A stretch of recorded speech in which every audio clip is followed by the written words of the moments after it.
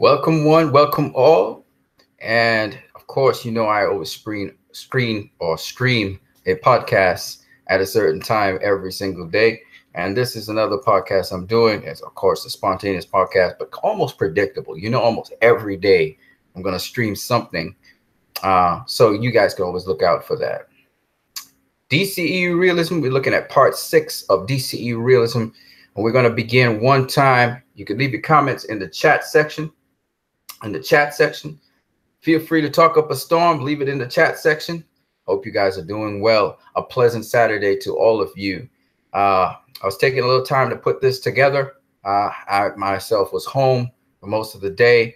Had some rocky stuff and some good stuff at the same time. Let's get into it. All right. If you want, just leave your comments in the chat section. Now, there's a link to the first thing I'm going to show you guys. There's a link to that. So you can check out that link right now in the chat section. At the top of the chat section, you're going to see a link. You can check that out. I'm about to talk about that and about other things DCEU as I go along. Speaking about DCEU realism, all right? In addition, I'm not going to start off with scripture this time. But as we go into the DCEU, you're going to EU is interesting, and you can literally use it as a segue to scripture. So you'll see what I'm talking about as we get into it. All right, you guys, this is an exclusive in some respects because some of the memes I put up on social media, some of those memes, in fact, all of those memes were put up on social media, but there are some memes in here that I have not put up on social media yet, so you guys can check it out. But I will put it up on social media after I'm finished with this stream. All right. On that note, let's get into it. DCEU, baby. DCEU. I'm just going to go to screen share so you guys can see the screen share here, and we're going into it. All right. So the first thing we're going to talk about, the Infinity War writers. They went and spoke about the DCEU and how they think they could fix the DCEU. You know, one of the strangest things to listen to is to listen to people who have no clue what the objectives of the DCEU is, what the goals of the DCEU was, and literally speak their spiel on it. I didn't delve deeply into what these guys were saying because I just didn't want to give the clicks over to clickbait and to certain sites, which I just find never were credible to start with. But at the same time, I had to sort of delve a little bit into the story behind it. So these guys, Infinity War directors, they went up on Fat Man on Batman, I believe it is, with Kevin Smith, who is not a credible source in my opinion. But anyway, and he was asking them, you know, if they ever in an alternative reality were to ever be in the DCU, how would they fix it? And they gave their different suggestions for it. You know what my point of view on these things are. I listened to Kevin Feige talk about it. I listened to these writers talk about it. I even listened to the Russo brothers talk about the DCEU. And it's funny. These guys are trying to suggest an opinion because they've been able to bank box office. But see, one of the things you have to understand is I was not a contributor of that box office for Infinity War because I thought it was a heap of crap. And my point being, there are a lot of people who think like I do, and they don't even watch the MCU. And the DCU was not made to be a copy or a replica of the MCU.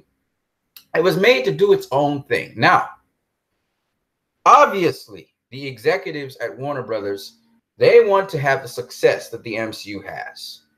But if they are listening, then it means they don't know what the DCEU is. If they take up what these guys are suggesting and try to do it for their universe, they'll only be a carbon copy of the MCU. We saw what happened with Justice League. And so fair warning to these guys, and, you know, they want a broader base and blah, blah, blah, blah, blah. But if they were smart, they would understand they're actually tying into a demographic that's beginning to enjoy the DCU. When Suicide Squad came out, and again, Warner Bros. Did interfere with that film. When Suicide Squad came out, a certain portion of the demographic, the MCU demographic, started to enjoy the DCEU. When Wonder Woman came out, full-fledged support came out for the DCEU. The difference is this. There were two different directors with two different approaches to things. David Ayer, even though he did have The movie wasn't that light, to be honest with you. It was not a comedy for sure. But David Ayer had a different approach to what Zack Snyder was doing.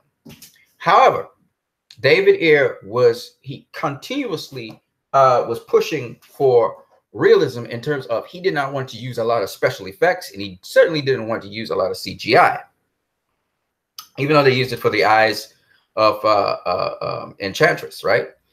Now, the thing about it is, most people disengaged as they're coming to the end where you had to suspend your reality, and the Suicide Squad was fighting Enchantress, but it was like they got ample chance to beat her. Like, if Enchantress was very powerful being, and Ichabus, if they decided to take out the Suicide Squad, I mean, they were taking out helicopters, for crying out loud, that were flying in the sky.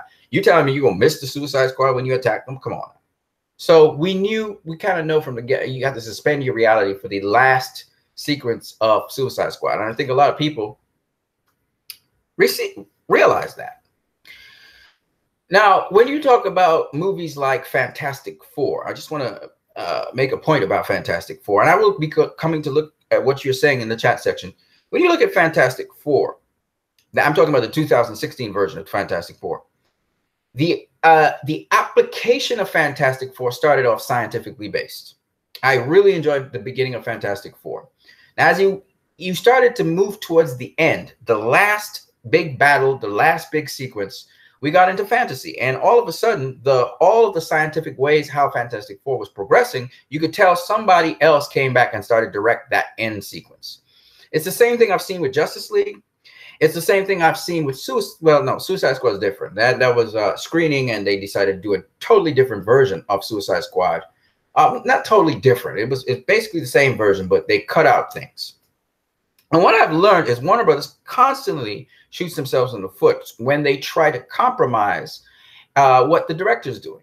And Fantastic Four is a perfect example, not Warner Brothers property, but nonetheless, by Fox, of when they tried to sanitize Fantastic Four, and they said, kids are coming in to see this movie, and they tried to sanitize it way after there was a lot of blood and gore and death. They tried to sanitize the ending, and the ending it ended on a whimper, even though I love the last set of lines that they said, B. Jordan and the guy who was playing the Rock guy. But sadly, they compromised that one big fight sequence. And you could tell that the director did not want this compromise, which is why he was kicked off the project. When you begin a project with a certain tone, scientifically, I'm a scientifically minded person, you want to keep that consistent throughout the movie. Justice League veers away from the science of it. Now, I love Justice League for what it is, but that is not. I'm totally in agreement with everybody else. This is not the final cut of Justice League we will see. We need to see the Zack Snyder cut. Absolutely. I absolutely believe that, and that's why we need to release the Snyder cut. Don't forget to put in the comment section, hashtag release the Snyder cut. Let me see what you guys are saying before I get further into my video. So, hold on a second. I just want to see. Okay, shout out to you, Dave Ethan. Hey, guys, I'm on a trip to Foxwoods. Talk to you guys tomorrow. All right, man. Enjoy yourself. All right, so getting back to what I was saying. So what you find is that that compromise is a problem. It happened with Suicide Squad. It happened with Justice League. That compromise. Now, it's kind of harder for Justice League for me to be hard on Warner Brothers because you had a totally different director who was overwhelmed with the situation he had to face, falling in the shoe steps of Zack Snyder and what he was trying to do and with all the details that he's involved in. It's very difficult to do so. Now, some people would say, and then Warner Brothers is over your shoulder saying, no, just come on. Now they have a bigger piece of the pie because it's not Whedon's film. So they're, kind of whispering in Whedon's ear all the way through what they want him to do to get what they had desired. Now, they were saying the same thing to Zack, but Zack wasn't necessarily, he would try and do their directives, but they had much of a greater hand in what was happening with Whedon, in the sense that with Whedon, we're talking about, Whedon wasn't the director.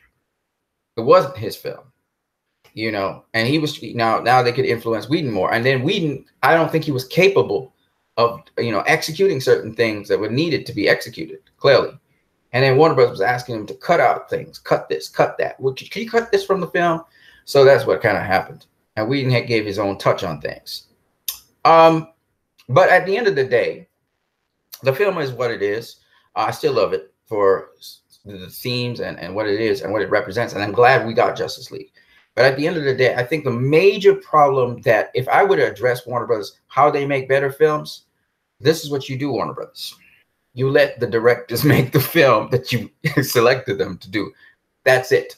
There's nothing else to it, because the DCEU is basically a property that is different from Marvel. Okay. In time, it will grow a much bigger fan base than it has right now. And people are being won over to it. But for people to be won over to it 100%, you have to be able to be consistent in what you do. Let the different directors do their thing. The nice thing I like about the DCU is it's not like Marvel. It's not formulaic.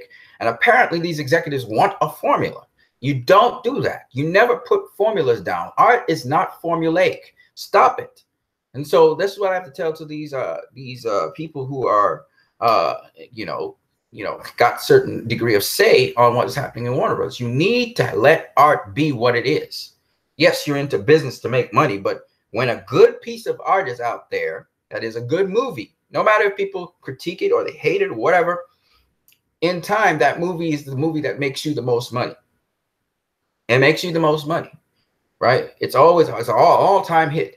And you think about what I'm saying, you want longevity over you want instant gratification, instant success. And Warner Bros. Has to decide in their mind how they're going to finish this course, if they're going to just be going for instant gratification, instant success. You look at the CW, and I'll discuss, the CW Flash compared to the DCEU Flash. And the CW, they kind of try to go with the comics somewhat. And yet at the same time, they try to compromise and they try to make the film in such that you could have kids and teenagers and adults all watch it. But they also really, on a very superficial level, tackle issues and stories. Now, people are wowed by certain things, but you look at it, it's definitely a lower tier something. Hold on one second, folks. I'll be right back.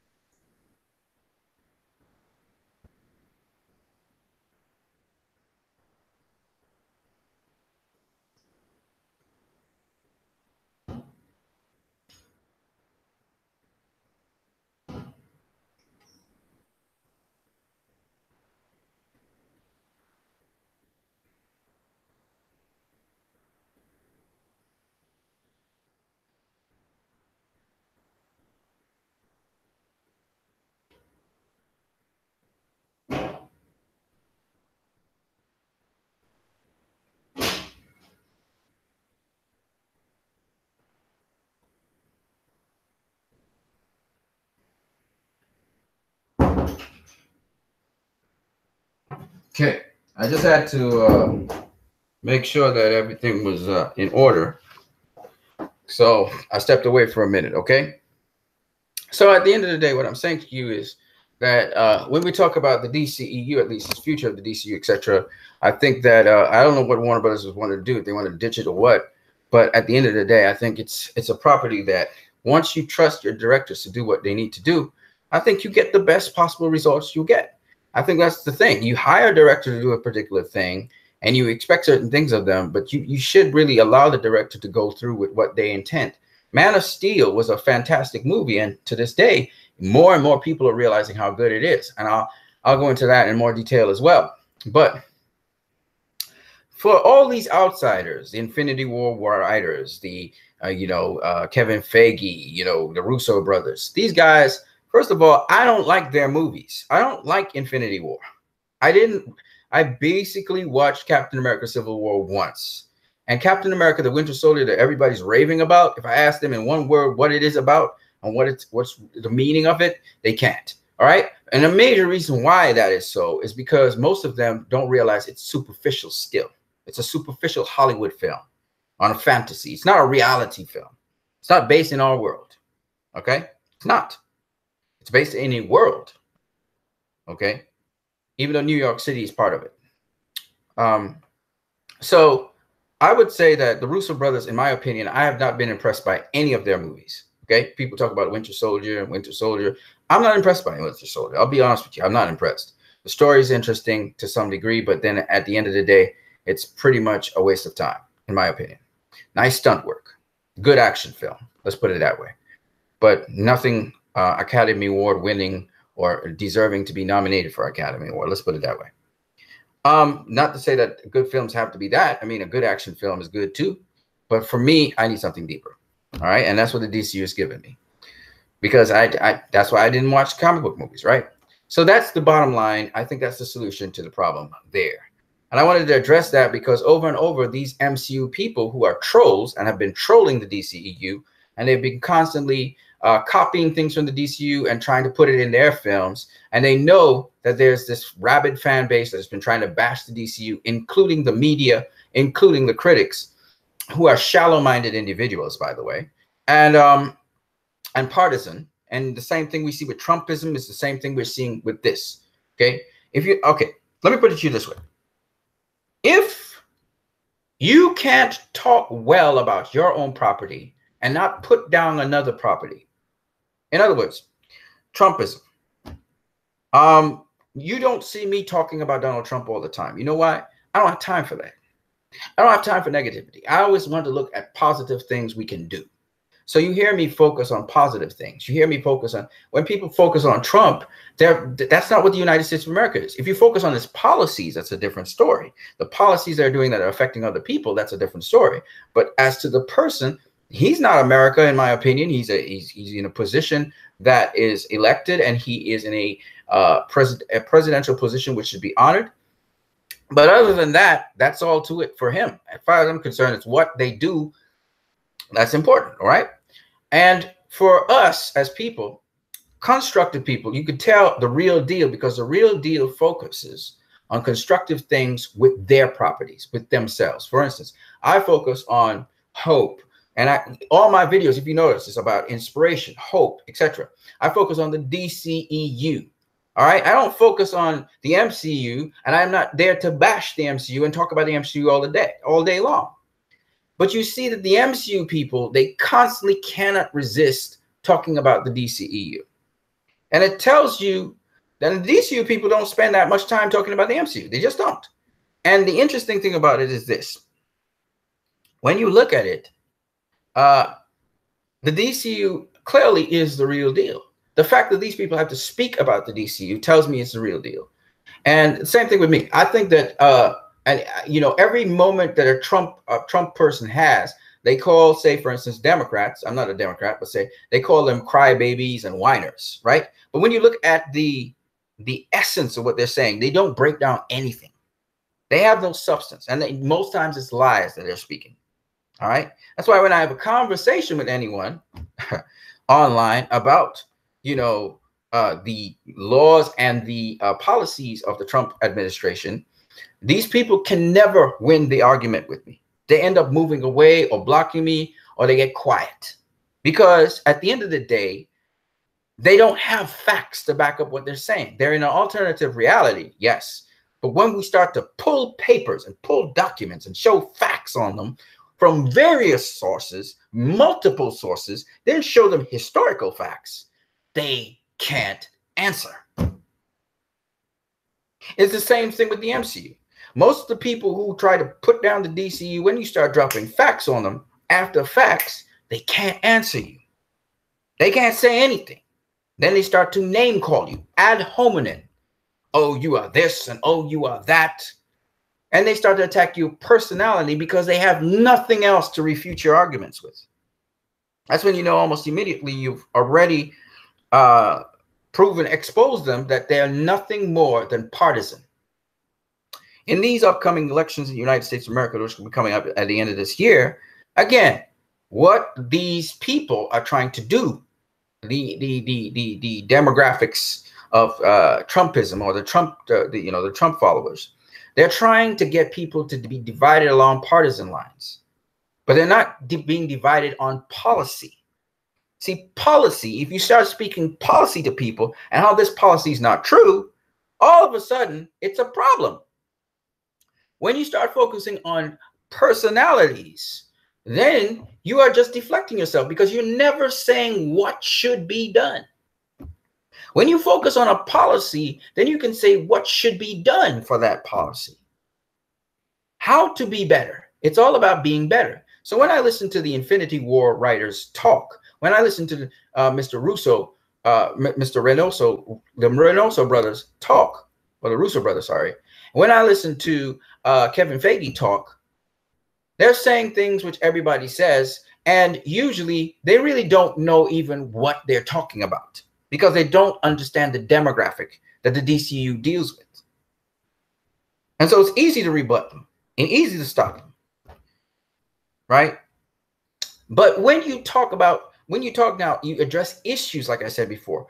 Don't address people. I'm not going to attack Kevin Feige. I'm not going to attack the Russo brothers. I'm not going to attack, even though they didn't make good movies, in my opinion. I'm not going to attack the writers of Infinity War, even though I think that Infinity War is a mess. I'm not attacking those people. I would deal with why Infinity War is as it is. I would deal with why the MCU is as it is. And I'll deal with why we, as DCU fans, like the DCEU. And why we're not really interested in the MCU. So I deal with issues. I don't deal with personalities. I don't attack people. I don't worship people. I deal with ideals. I will worship an ideal. I will not worship a person. This is the way we have to conduct our affairs, whether you're a spiritual person, religious person, or you are a person who is logical. At the end of the day, you address issues. If you really want to do something better, you address issues, not personalities. All right, so there's an article that was written about this, and it's in my it's in the chat section. You may have to scroll up to the top of the chat section to see it, but I put it, the first post in the chat section is there, and you can go to that link. It's one of it's a guy who on Fansided, he did a whole article on addressing the points that these writers talked about and why he thinks he disagrees with them.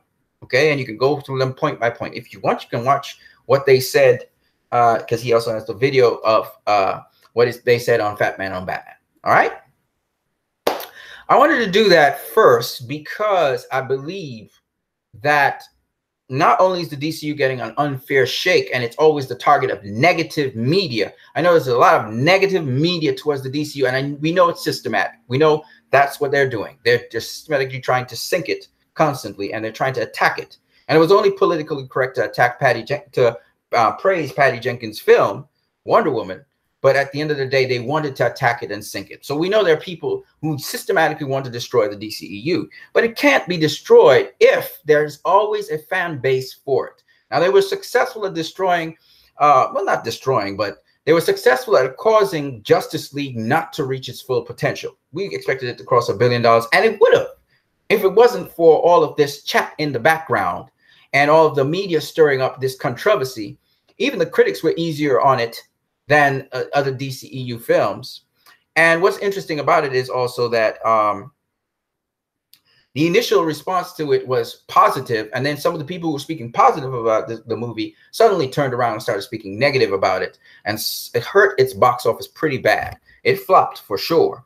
It flopped at the box office, but it did not crash and burn. That is, it wasn't destroyed. It still made a profit, though a very small profit, and currently it's still making money in home box office. But the point is, at the end of the day, it hurt the movie. And that was because of the venom and the vitriol and evil intent by certain people putting in rumors, negative rumors about Justice League. And they bombarded people with negative rumors. Again, this is what Donald Trump does. He repeats things over and over and over and over and over. And so he gets to hammer things in people's minds. And if you're not really someone who critically thinks or assesses things, you'll just go with the flow and actually believe what he's saying, even though he's speaking a whole bunch of lies and rumors and stuff like that. So I'm just telling you guys so you would understand. So you always be able to deal with these issues. Deal with the issues, not the people. Deal with the issues at hand so that you will be able to now separate truth from lie. Okay?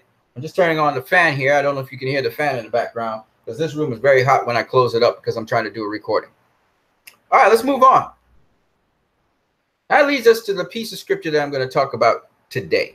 Okay, so I did not speak of a piece of scripture before, but I told you in this video I will be talking, I will say a piece of scripture. And the scripture comes from Proverbs 31:8. If you want to read it, it's paraphrased here. And it says, speak up for the people who can't speak for themselves. Protect the rights of all who are helpless. Proverbs 31:8. If you have a King James Version Bible, it says, open your mouth for the dumb in the cause of all such as are appointed to destruction. Open your mouth, judge righteously, and plead the cause of the poor and needy. Okay? And it's interesting, Wonder Woman basically encapsulates that when she says to her mother, because her mother's saying you don't understand, she says to her, I understand enough, that I am willing to fight for those who cannot fight for themselves. And I thought that was rather beautiful. And here's the amazing thing about that. Now, there are a couple of things about this I want to discuss, so I'm going to discuss it right now. The first one is that Wonder Woman is a woman, right? And if you ever read the book of Proverbs, it promotes wisdom. And wisdom, just so you will understand, let me read a word here about that. Wisdom is personified as a woman. Now, the reason why Solomon speaks of wisdom as a woman is because Solomon has had many women in his life. This dude married a lot of women, and he got led astray, and he started worshiping idols, and he moved away from God for a while. But Solomon had a lot of women. So Solomon now comes and says, let me tell you about the awesome woman, the virtuous woman. The virtuous woman is written in, I believe it's Proverbs, I don't know which one. Somebody knows. I think it's Proverbs 22, is it? Is it Proverbs? I can't remember which one. It's Proverbs 20 something. But anyway, the point is, the book of Proverbs is about a woman. All right? It focuses on a woman. It's a metaphor. It really is a metaphor for wisdom. That God is trying to impart his wisdom to you, and that should be a woman.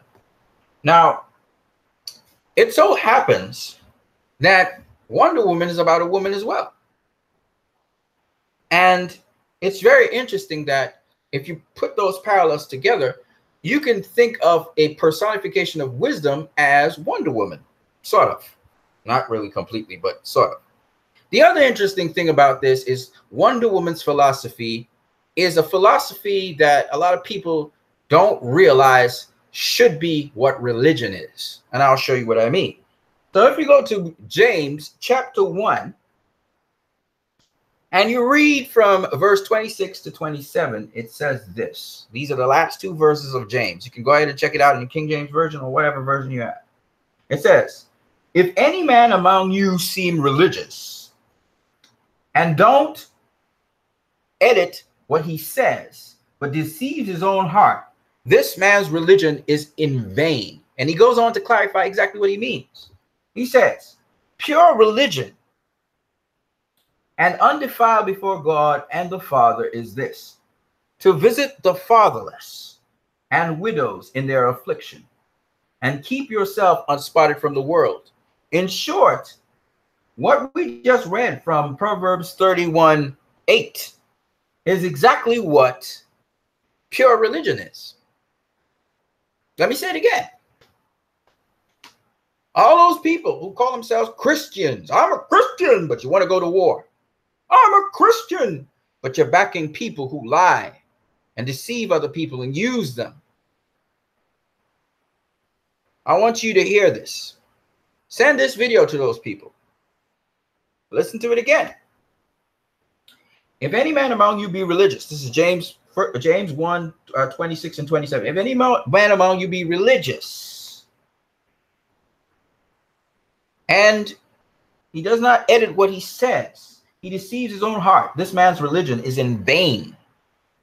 Pure religion and undefiled before God and the Father is this: to visit the fatherless. That's protect the rights of all who are helpless, and widows in their affliction. While they're in their affliction, you visit them. The helpless, the powerless. In Proverbs 31, verse 9, it says, plead the cause of the poor and the needy. That's pure religion.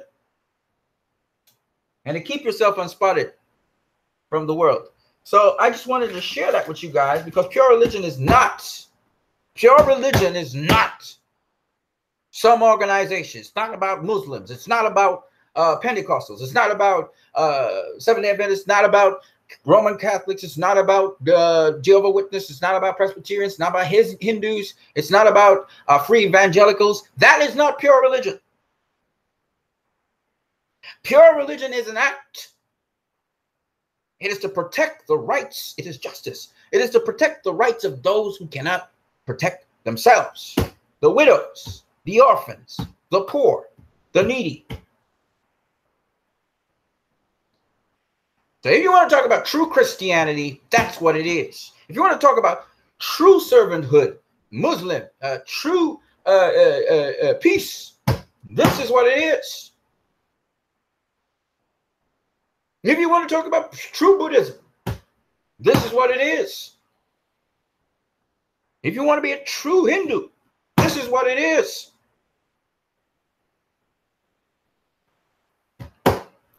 And so Wonder Woman actually epitomizes that. Like wisdom, she epitomizes that. This is what she's all about. She's a protector. That's what she came to the world to do. Protect people. Defend their rights. Help those who are oppressed, powerless, needy, helpless. I thought that was interesting. So I decided to share that with you guys. And so, Proverbs 31 is, no, not Proverbs 31. Oh, yes, it's the Proverbs 31 woman. My bad. In the same scripture, Proverbs 31, the very scripture that talks about the virtuous woman. Proverbs 31, strangely, that's the same scripture I'm quoting from, the chapter I'm quoting from. And what's interesting about it is Diana is basically what we, to some degree, the virtuous woman. That's what basically they're saying. Okay? And you can go ahead and check it out. Now, what you see there, some people take it literally, but it actually means something else. It's a metaphor, but that's another story for another day. But you can go ahead and check out Proverbs 31 on that. Let's see what you guys are saying in the chat section, first of all. Okay, nothing in the chat section. That's cool. Okay, I'm off to the races once again. Remember, this is about DCEU realism. That's what we're talking about. So let's get into it. So I just wanted to express this first and foremost. So those of you who believe in equity, you believe in justice, you believe in fairness, you believe that people who are being beaten down and oppressed, they should be able to be empowered and liberated and freed. The Statue of Liberty, which stands for liberty and justice for all men being created equal, all of these kinds of sentiments, that would be in the realm of Proverbs 31, 8 and 9, as well as it epitomizes the virtuous woman, as well as it epitomizes Wonder Woman. All right, let's move on. So, in this video, I told you this is about DCEU realism. And I already put this up as a meme. And one of the things that makes realism is the fact that you have real world things in your presentation, in your story, in your film, right? real world stuff. And it just so happens in Man of Steel, I'm going to just focus on Man of Steel here. There's so much real things happening in Man of Steel. That's what makes the movie real. That's why I said it's grounded in realism. When I speak about realism, it's really hyper-realism, but nonetheless, because it's still a fictional story. But at the same time, you believe it to be real because it's in the real world, in real world settings, with real places, real stories, that kind of thing. All right? Real people, how they conduct themselves in the real ways, etc. So here in Man of Steel, after Clark Kent had washed up on the shores of Canada from the oil rig, he ends up in a pub. And that pub, you can see right here, is called Cassidy Pub. Now, what's interesting about that pub is it actually existed up till 2016. It was formed in 1914. Okay, that's when it had its beginnings. And what's so interesting about this, let me just make sure I can get this. You're not going to get any sharper? Or you're sharp enough already as it is? What's going on here? Okay, that's good enough, right? So here's Cassidy Pub. You see, this is actually from the movie Man of Steel. Cassidy Pub and Liquid Store. It closed down in 2016. It was burnt down in 2016. But it actually is a very old pub. It had a lot of history to it. It was formed in 1914 in Canada. And it was in the Nanemoto district of Canada, or near to there, British Columbia, Canada. Cassidy, the town of Cassidy. That's why it's called Cassidy Pub. And yes, this pub has a history to it. And let me share some of the history of it. So it first started off as a recreational club. Right here, it was known as the Cassidy Hotel, Cassidy, BC, British Columbia. And it was made in 1914. You see the front of it there. I believe this is the side of it. And it was by the wayside roadside, okay? Truckers would come in and different people would come in and visit there. And it was known as a recreational club. It had soft drinks, refreshments, no alcohol at the time. Now in 1980, here's a drawing of it. It was taken over by new ownership, and the Cassidy, it was known as the Cassidy Inn. The Cassidy Inn. So there's the front of it. Here's the, this is where the truckers and stuff would stop by. But if you look here, okay, just a minute here. Okay, so if you look, yes, I think this is, yes.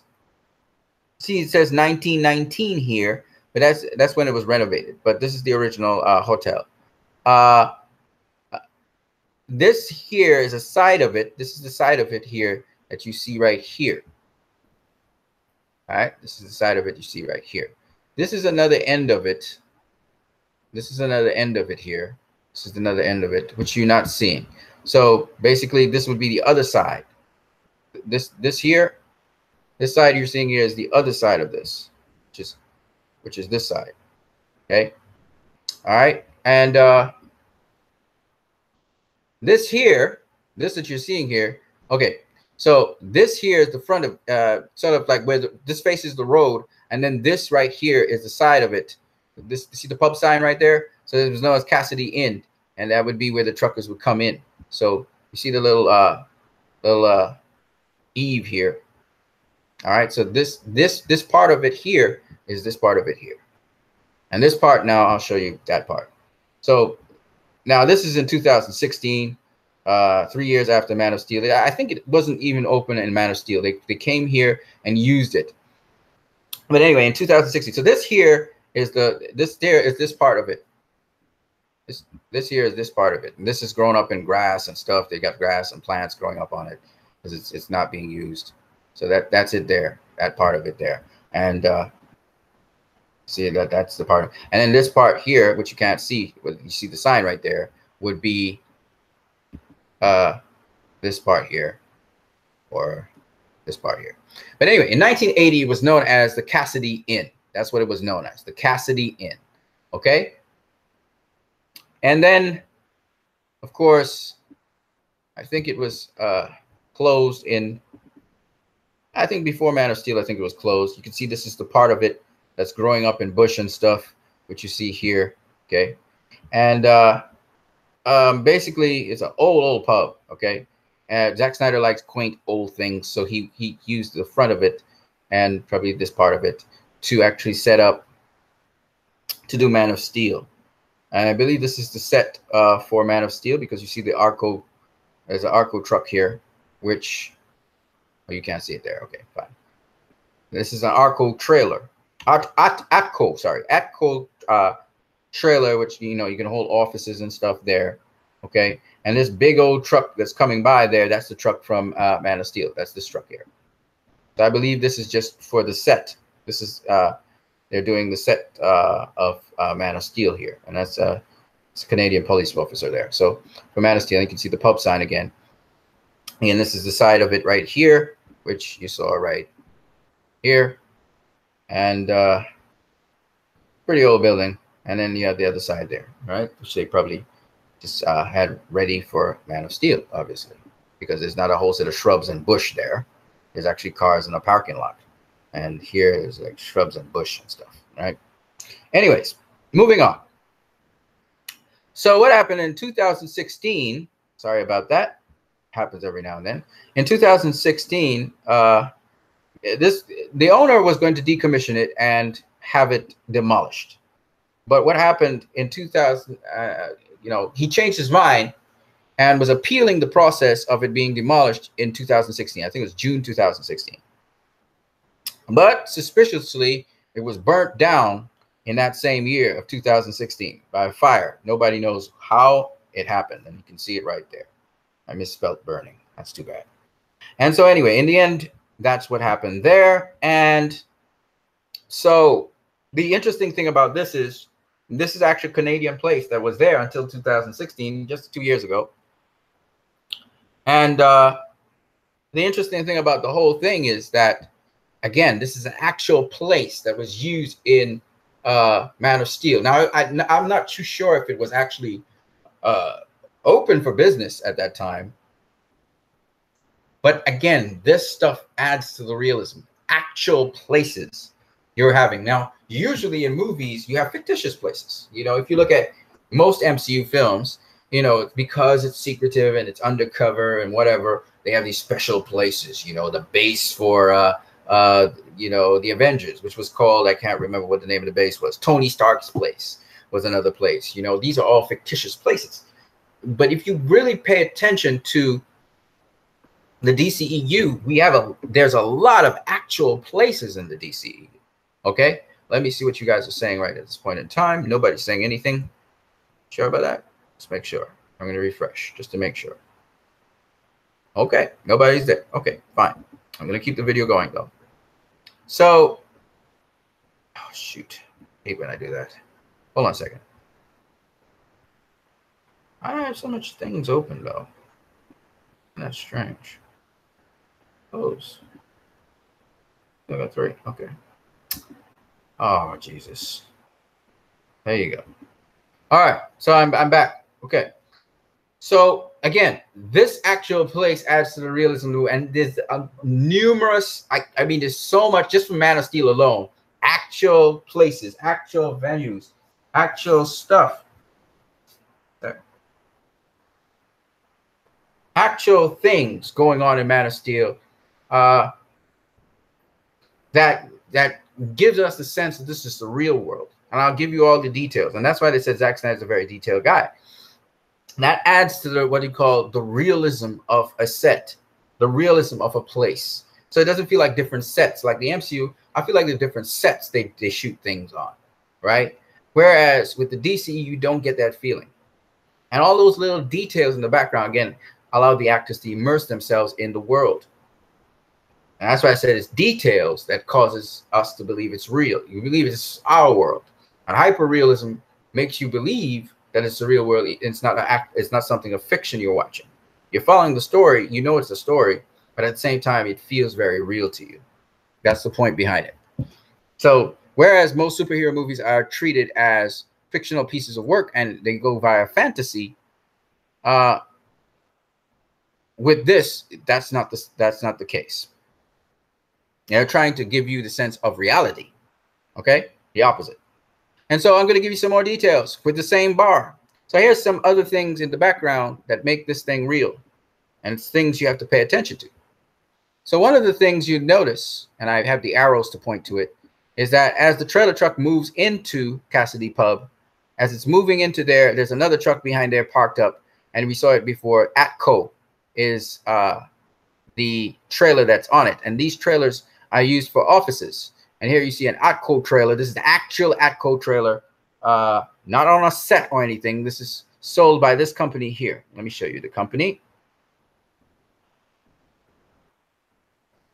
There's a company here, Atco Structures and Logistics. They are, you can get them at this number. They literally are a place, and this is a Saskatchewan mobile site office trailers. Okay, workforce housing. So people actually work here. I think there's a gas station there as well, so that may be the reason. And you can go ahead and check out more about those trailers and those places as you see fit. All right. So again, the level of realism in here, these are actual places. Of course, the other things, these are product placement. So, you know, people always accuse Zack Snyder of saying, oh, everything he does is product placement. But it's not just that, as I said before. It's about realism. So you see Coca-Cola's offered there, and you have Sprite there. You have the entranceway here. And also, but I must mention the Humvees. Now, the Humvees here are actual military Humvees that the Canadian National Guard actually uses. And you knew there were 2 Canadian National Guard officers in there. So these are actual Humvees. Literally, they're actual military Humvees. Like, they didn't even change the license plates. They're actual military Humvees. Zack Snyder seems to do a lot of things with the military, by the way. And so that also was very interesting, in my opinion. You can go ahead and look it up. I didn't have time to actually put that up there. And then, of course, we have your usual brands and sponsors for these movies. Here you see Bud Light is there. Bud Light is shown a couple times. So there's Bud Light right there in the background. Okay. And then we have one that's very exotic, one that's basically exclusive to Canada, which is Alexander Keith's Dear India Pale Ale. Okay. Imported from Nova Scotia. And you know what's interesting, man, is actually finding these actual wooden posters. And this is an actual wooden poster. All right, that actually, there's a place that actually designs these posters, and it literally is found in bars in Canada. Okay, and of course this started off, it was established in 1820, it says, and this is the actual drink. Alexander Keith's India Pale Ale. You get it in a bottle or in a can. And then, interestingly enough, there's Bud Light again down below here. So he has his listing of Bud Light that you can get. It is a bar. Okay, and let me just show you what I was talking about concerning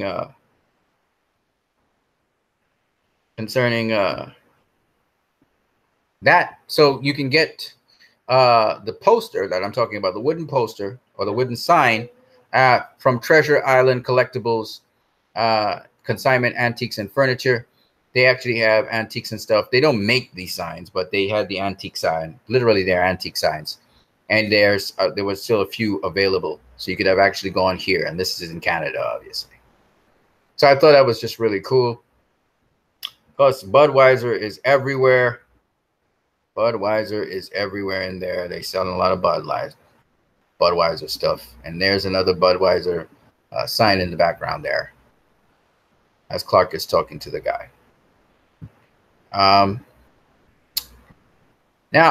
in Man of Steel, there's a couple things, other things I wanted to show you guys. When they refer to a place called Elsewhere Island.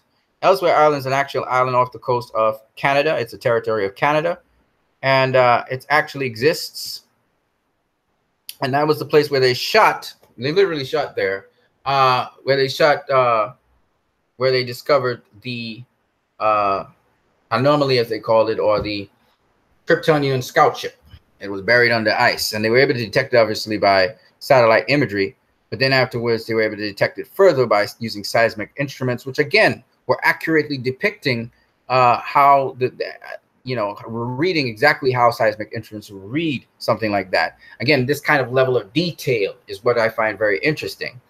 And then further, after the scout ship leaves and drops off Lewis Lane on a piece of ice, you see that the Canadian military, they use a Canadian Bell CH-146 Griffin, which is a Canadian search and rescue. It's a multi-purpose helicopter. It can also engage in combat warfare, so it has some weaponry here. But it's a multi-purpose helicopter, which they use to search and rescue Lewis Lane, and actual military personnel that actually man this aircraft, that actually do search and rescue, were actually used here. And this is an operational aircraft as well. And so the actual military person manned the helicopter and carried out this fictitious mission. And you can see that I couldn't get the exact helicopter, but I got one that was similar. It has the Canada marked on the sides. There's a different number here. 474 is this one. And this is a military rescue helicopter. And then you see it here again. This is the actual use of the helicopter in an actual mission. And you see the crew there and the team that actually is involved there. So like I said before, I haven't even started to even touch the amount of stuff that's in Man of Steel, you guys can realize.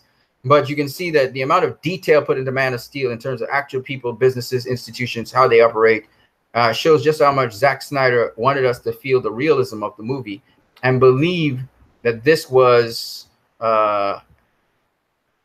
actually happening in our world. In just the bar scene alone, we see a number of Canadian products localized to Canada, as well as known U.S. products. The seismic instruments were used to detect the anomaly, and they accurately did, even though it's a fictitious anomaly, on Ellesmere Island, which actually exists as a territory of Canada. And the actual Canadian military rescue team and helicopter that rescued Lewis made us believe that this was not make-believe. That was the cool point about it. You felt like you were in a real world. And that, once you don't feel like it's make-believe, and you believe it's actually happening, that is what makes hyper-realism effective. Okay? And so it's hyper-realism that we saw here. And of course, the MCU people will try and troll that, and you'll hear them using the term hyper-realism for some of their products sometime in the future. But they ain't got no hyper-realistic products. They just troll them, right? All right, so let's keep it moving. So the other thing I wanted to show you guys is how I told you the CW, the approach to the CW is pretty much the same thing as the approach to the MCU, in my opinion. Probably that's why I'm not really interested in the CW, and I don't really follow anything in the CW. I think that's one of the reasons. I was looking at a piece of Netflix, what's the guy's name? The Marvel character, what's his name? I think it begins with C. See, I'm not really invested in these things. The black guy, I can't remember what his name is. But anyway, I was watching a piece of it. Again, a lot of action. But again, the movie doesn't engross me enough. I was looking to see what the story is really about. I think that's better than just seeing a whole bunch of action. And that's what people have to understand. Krypton is not a movie about a television series about a whole bunch of action. It's the story that's important. And even then, it's still TV-like. But the point is, the story is important. And that's what makes Krypton so good for me. Anyways, so I wanted to show you guys why I believe that the DCEU Flash is much more realistic depiction of the Flash than CW Flash is, and basically the most realistic depiction of the Flash that I've seen in ever. Okay? Okay, nobody's really coming through and saying anything. Okay. All right, I'm just be shooting this video. Oh, shoot, I keep on making the same mistake twice. It's all good. It's the weekend. All right, so I wanted to show you guys what I'm talking about. So here's, okay, there you go. So here you see a bolt of lightning. Okay, a bolt of lightning. It will actually do more than that. This is the initial flashing, and then you'll see it go all the way down. And you can see it's moving and it's branching a lot in the sky. And that's because the electrons are causing the light to discharge, photons of light to discharge, interfacing with different particles as it moves down. Okay, this is basic physics.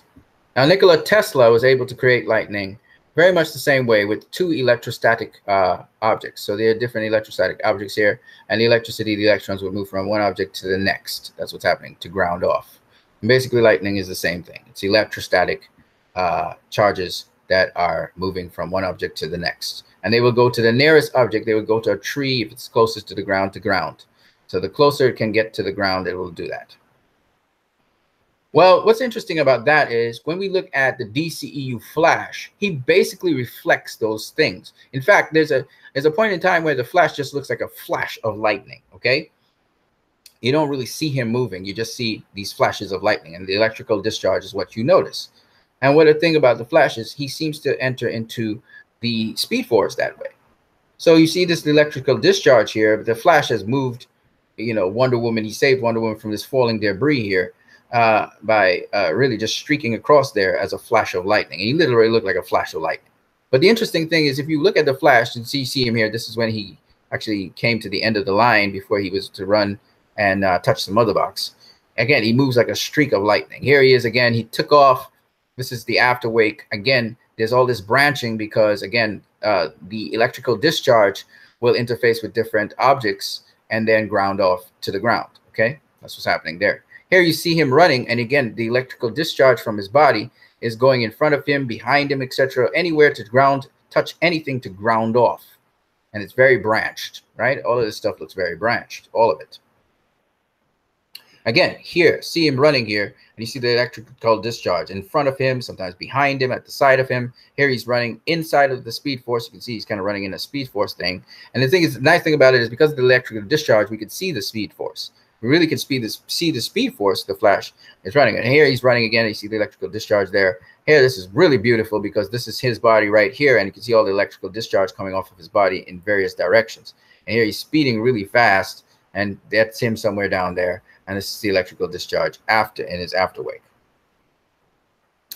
So that the DCEU flash literally appears as a bolt or flash of lightning with electrostatic branching, which we also see Nikola Tesla create in his experiments, creating lightning. We also see the speed force, okay?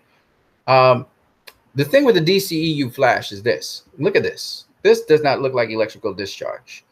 It's almost as if they forgot that the flash is not just about speed, but he also discharges electricity because he was struck by a bolt of lightning. The thing that allows him to go that fast is the fact that he is able to go into another dimension and tap into what is called the speed force. And that only happens because of electrical discharge that he got from lightning. And people keep on forgetting that. And it'll be interesting to see how he actually got this electrical discharge. I wouldn't be surprised he was doing something that had to do with Tesla's work. And I believe that's how he got it. All right. But here you can see this just looks like a stream here, a yellow stream of light. Here again, he's circling someone, but it looks like a yellow stream of light, not any electrostatic interactions. Here he's running. You can see his body, you know, there's some kind of lighting up on his body and different parts of his body. And here he's running, you can see different parts of him lighting up. But it looks more like a fire and just like strings or threads coming off of him of light. And that's not supposed to happen. So it's maybe in some degree it's a comic book accurate, but when it comes to practical and realistically speaking, it is not. So here he is streaking up there as a line. He's going through traffic as a line, almost like a flame. Here he's running and it looks like a flame again. Again, it looks somewhat comic book accurate because the different versions of the Flash, you know, that kind of looks like what he would do. Excuse me. Here he's jumping. He got a lot of speed, so he's jumping to get to a falling, collapsing satellite. And it's just amazing to me that, again, there is not really electricity. They forgot the electricity part of the Flash. Even though they talk about it in the Flash, they don't really show it in the Flash, okay? So the CW Flash is a weird yellow stream that follows behind him as he's running. It isn't electrostatic. It doesn't look electrostatic, at least. It doesn't branch out like lightning does, nor as Tesla demonstrated. As a result, it is unrealistic. And that's what makes us know this is fantasy versus realism. And even though they talk about a lot of technology, some very interesting names, you know, they have all these make-up names for technology that will bring back the Flash and stuff. And they use all these these names, but then they come back and say really simply, oh, this will bring him back. You know, it's so funny. They're more guptiga than they are scientifically based. They're not trying to really use real science to show this. And I find that also tells us that, you know, they don't know about hyperrealism. They're trying to, but they don't really know how to get it. So Zack Snyder's DCEU Flash, at least where Zack Snyder directed, not where Joss Whedon directed, gives us a certain degree of realism to him, in that the science behind him, we actually see it and it makes sense to us because we've seen lightning bolts. The other thing is, if you look at the CW Flash, it doesn't resemble a lightning bolt at all. Even though there's a big lightning bolt on his clothing, he doesn't move like a lightning bolt. And so I just thought I would share that with you guys. And a lightning bolt is a flash, and he's called the Flash. He should be, therefore, named after a flash of lightning, even though he does move like a flash as well. It flash in front of you, even if it's red. Now, the 1990s Flash also, he didn't even have electrical discharge of any kind. So he was just a blur, a red blur, and he would run here and there, and there was no such thing as a speed force or anything like that. And again, both the CW Flash and the 1990s Flash, it's just coincidental that the Flash gets struck by lightning, right? It just so happens the lightning strikes him. He must be outside or whatever and gets struck, and that harms him. But I can see the DCEU Flash actually working on something specific, and this lightning strikes him. Okay, and because he was working on a specific thing, he survives, and because he survives, he has this ability to do X, Y, and Z. So I believe the DCU will go into a much more credible way of explaining how the Flash becomes the Flash. And so I just wanted to share that with you guys. Again, the DCU and realism is what I was talking about, the topic. I hope you guys enjoyed this video, whether you get to see it live now or you get to see it some other time. I just wanted to share it with you guys. And don't forget that you speak up for the people that can't speak for themselves, protect the rights of all who are helpless. It's easy to take care of yourself. It's harder to take care of others and to think about them and hold their hand to carry them. It's a much harder job. So that's what true religion really is about. And I hope you guys understand God also believes that same thing and moves that way. Anyways, I hope you guys enjoyed this video. You can leave your comments in the comment section below. I put the link in the chat section for the video that we were just now discussing. And I hope you guys have a good day. I see so now there's 3 of you actually watching this video. That's interesting. So at least there are 3 of you watching. If you enjoyed this video, don't forget to hit like and hit subscribe if you're not a subscribing member. And enjoy your night and your evening. I hope you have a safe and productive weekend. On that note, your boy is gone. Have a good one.